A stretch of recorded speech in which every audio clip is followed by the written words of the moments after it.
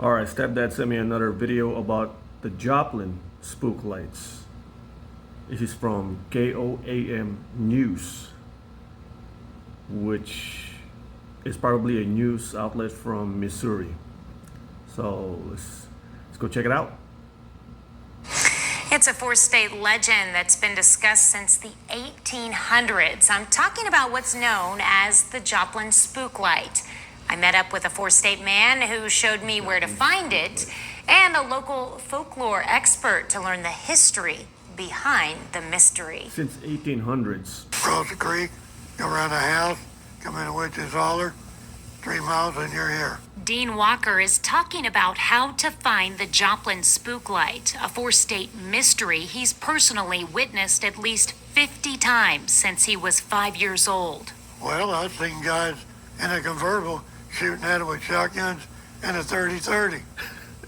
They just keep floating down the road. God The damn. original name of the spook light was the Hornet Spook Light, named for a You little got a deep village accent. and cemetery here on the Missouri Southern side. It was best seen around here in the 1920s and 30s, and then it migrated west into Oklahoma along 40 Road.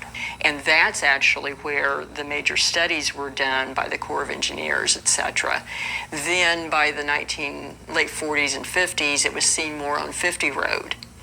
And that's what people today call Spook Light Road. Lisa Martin is a member of the Paranormal Science Lab investigation team and Dark Ozarks. She's written a handful of books about haunted places in southwest Missouri and is currently publishing a new series on regional folklore, with the first book featuring the Joplin Spook Light. There are tales that it could be a miner. There are tales that it's a Civil War soldier. There are tales that go further back with some of the native lore that it's, Indian lovers. This is crazy how this has been happening for over 226 years now, right? It's been happening since the 1800s, and back then they did not have the same technology that we had. So I don't know how they could reproduce that light. The exact same light has been there for 225 years. Like I said, this is some, and from what I've seen so far, scientists, even NASA, was it NASA? Was it NASA? I believe one of the NASA scientists came in there and tried to measure, and he's trying to debunk this whole thing, but he could not. He couldn't debunk it. He has no idea what's causing these lights to show up, and even multiple professor and college students have gone through this trying to debunk it. They couldn't figure it out. Or Indian princess who's lost, that kind of thing. The story that is repeated the most is of a farmer that went out looking for his lost children. And he took a lantern, and the children never came back, and he never came back. And so the light is the farmer's lantern, and he's looking for his lost children. Whatever the story, there's a draw to young and old to try to figure out the mystery behind the light, We can say what it's not a lot easier than what it is. and where it begins and ends. Walker took us to the Devil's Holler Crossroads, the intersection of East 40 and South 650 roads. Goes in the ground somewhere down there. We never did find it. Went all over looking for it. We did find a bunch of graves, but we didn't know if it come out of that cemetery or what. A lot of the main theories that have been put forward over time, even from the Corps of Engineers and the University of Missouri, etc., really don't add up. Everything from swamp gas, and there's not a lot of decaying organic matter down there, or car lights, don't really hold up for most of the experiences. An experience my photographer Ty Perks and I couldn't resist. You see anything there? The two red lights near the top of the Yeah, screen those are the belong to tower a cell lights. phone tower about a half a mile away on 50 Road. The light in the middle, could it be the spook light? we tested the headlight theory. This would be where I turn. Right here. Yep, that's you. I'm gonna turn. Definitely not the same light. A mile north on 40 Road, we had a different experience, this time with my camera. Took all my battery. Just drained it. And then a few minutes later, Guy, I see it in the tree. You see it in the tree? I see a light in the tree. Are you looking straight up? No, it's towards the bottom of the tree. Do you still see the light in my camera? Yeah.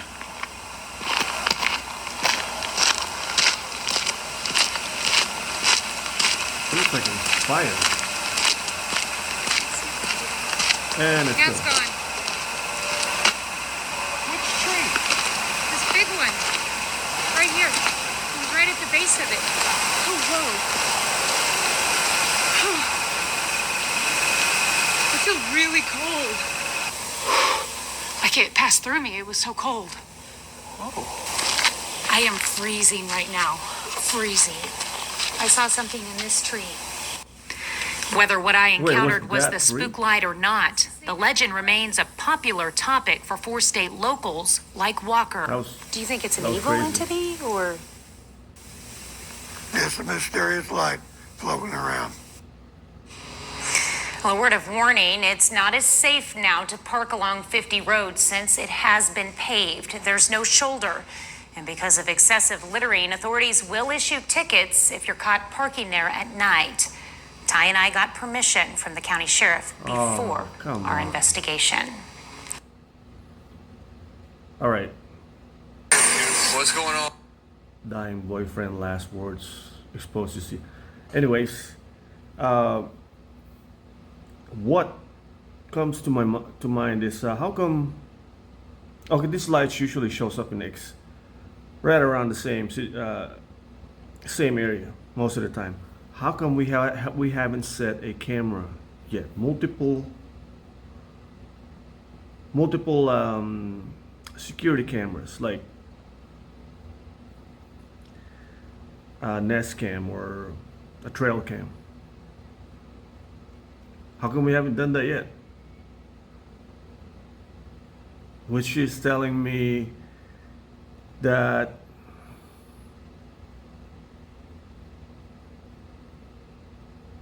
somebody does not want this to be revealed. There's something going on. Because it boggles my mind how this has been happening for centuries. It's a big mystery. It's a big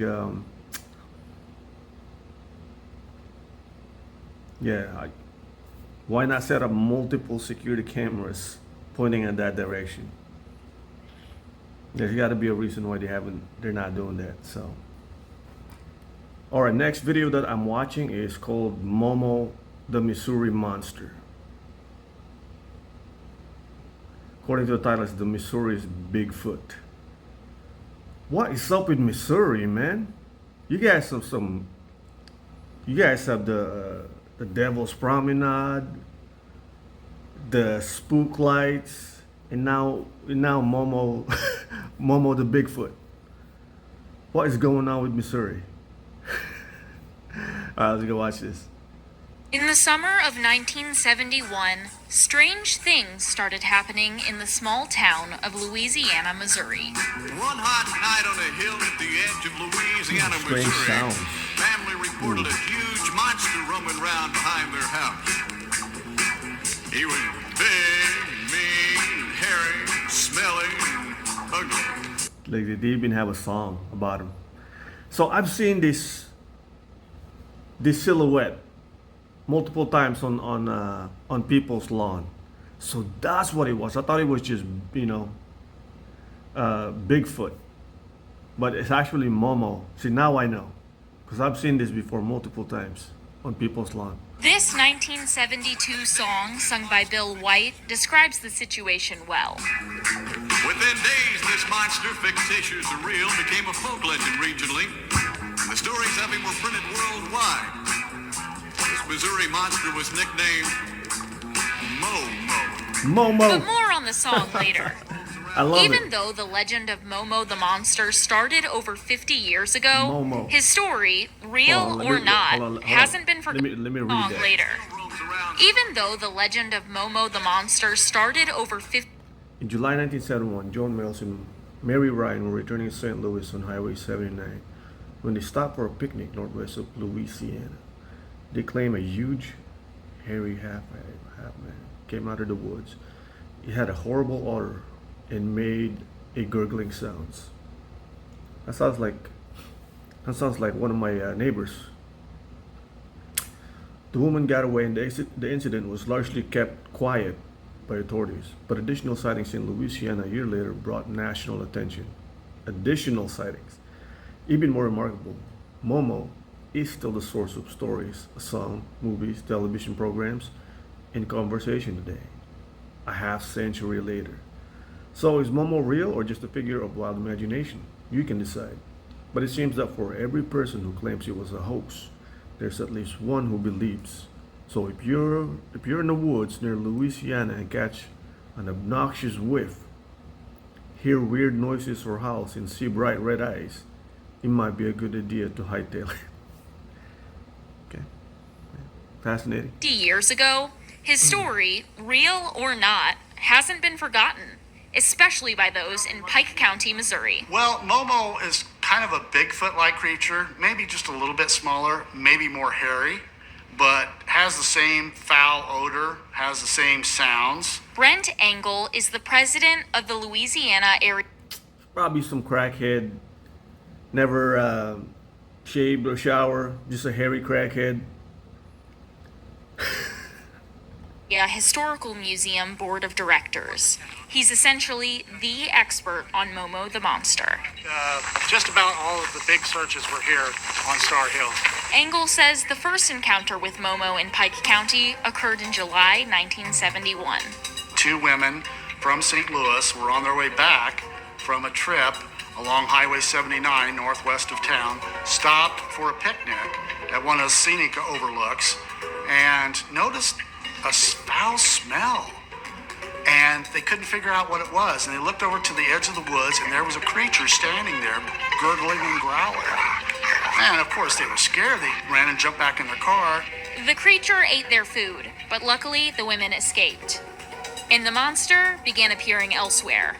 The most famous Momo sighting occurred the next year. July 1972, a 15-year-old girl was inside her house cleaning a bathroom. She looked out the window. She heard her brother screaming, her younger brother screaming.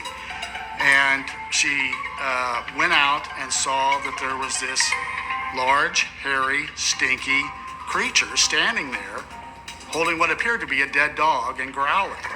And she took her brothers back inside, called her father, and that's where things kind of escalated. Linda Beer, the treasurer of the museum board, Okay, that one's actually more believable because when children usually experience something like a traumatic experience like this,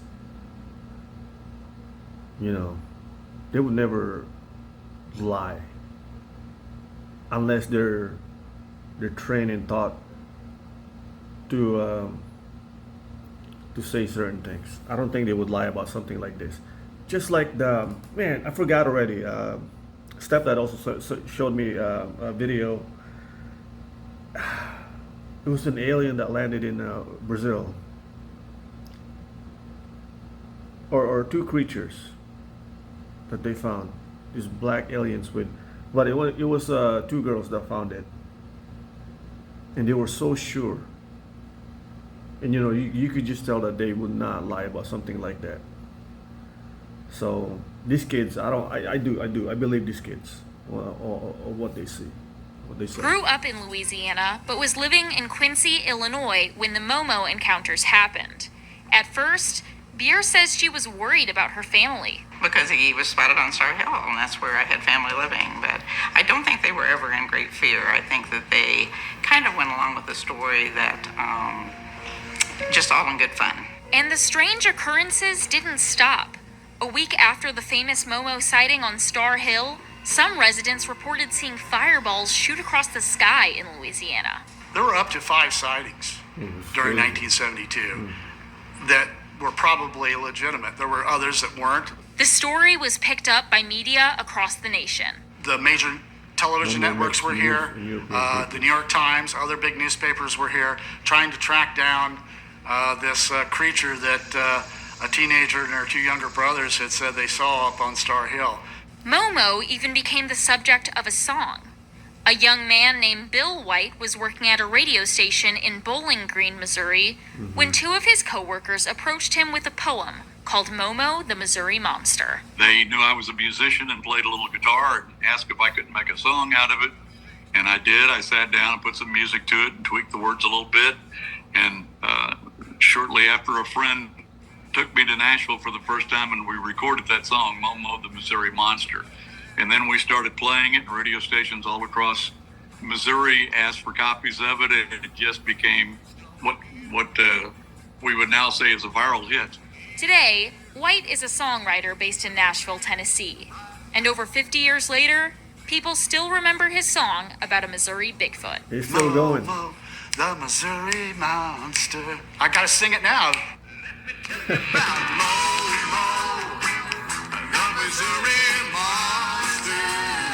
Hold on, I gotta skip this because I don't want YouTube blocking this video for copyright.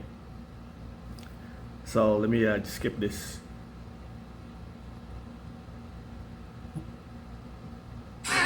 Once it gets into your head, you can't get it out. And though no physical evidence was ever found of Momo, his legacy lives on. For many years, there was a Momo burger at a restaurant in Louisiana, and from 1973 ride. to 94, a ride at Six Flags St. Louis was named after the monster. Louisiana, Missouri hosted a Momo the Monster 50th anniversary concert in 2022, and Bill White performed the song.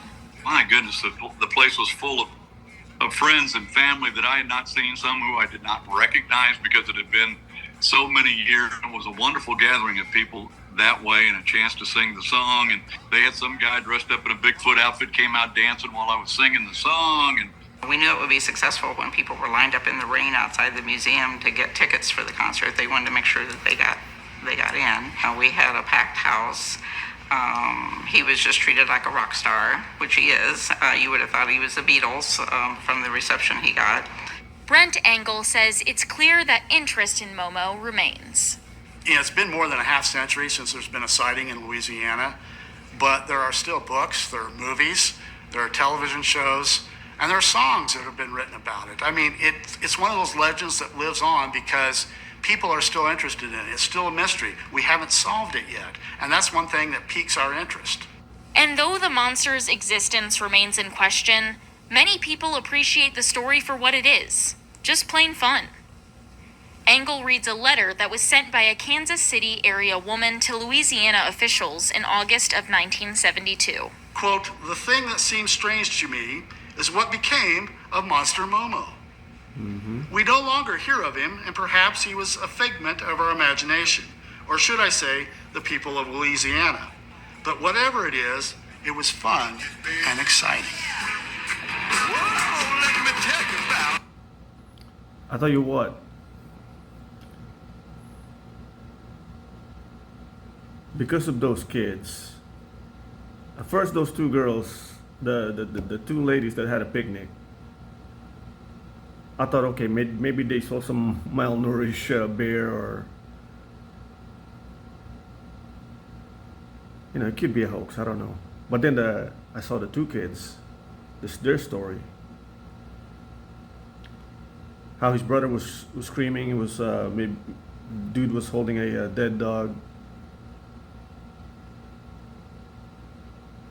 Okay, that one kind of took me off the skeptic side and put me in the middle between non-skeptic and skeptic. So we haven't seen Momo for, he said, over half a century now, right? But they did mention something about 5 fireballs shooting up in the sky. So it could have been, it could be an alien being. They were doing some sort of experimentation. And you know what? They said, okay, we're done. We'll take him out. And they all left. And then the other thing is, that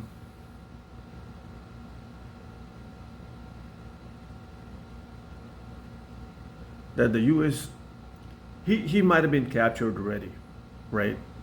Just like that UFO, those alien beings in Brazil that they captured, the military, they keep it hush hush. Nobody was allowed to talk about it.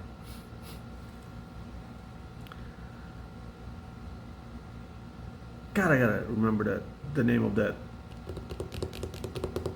Yeah, anyways, the government, the military probably have already captured this creature. And they're just trying to keep it hush hush because they don't, they're trying to study it, or I have no idea. They have multiple reasons why they would not want to reveal this on public. It could be an alien being from another planet. Who knows? But yeah, it's interesting. Momo the Missouri Monster. All right, we got to move on from Missouri. Missouri, you guys have so many crazy stuff going on in there.